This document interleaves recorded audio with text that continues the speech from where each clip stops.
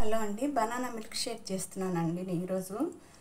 ఎవరైనా పాలు తాగని పిల్లలు ఉంటే ఇలా వెనీలా ఫ్లేవర్తో బనానా మిల్క్ షేక్ చేస్తే ఇష్టంగా తాగుతారు. దీనికి ఒక బనానా తీసుకొని చిన్న ముక్కలు చేసుకొని మిక్సీ జార్లో వేసుకోవాలి.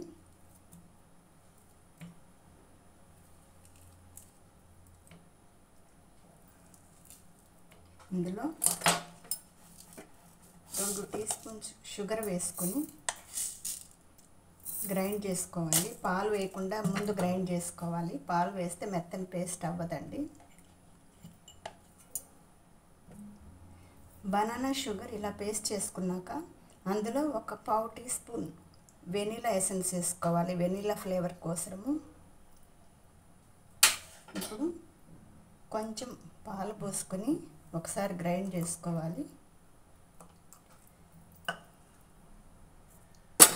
ఇలా గ్రైండ్ చేసుకున్నాక మిగిలిన పాలు కూడా పోసుకొని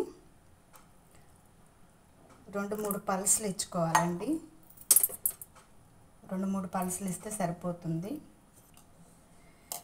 ఇప్పుడు దీన్ని ఒక సర్వింగ్ బౌల్లో పోసుకొని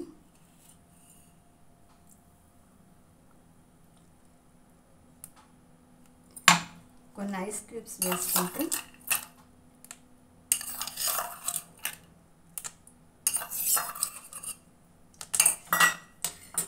చల్లని బనానా మిల్క్ షేక్ రెడీ అయిందండి. ఇలా వెనీలా ఫ్లేవర్తో చేస్తే పిల్లలు ఇష్టంగా తాగుతారు. Vanilla banana milk shake.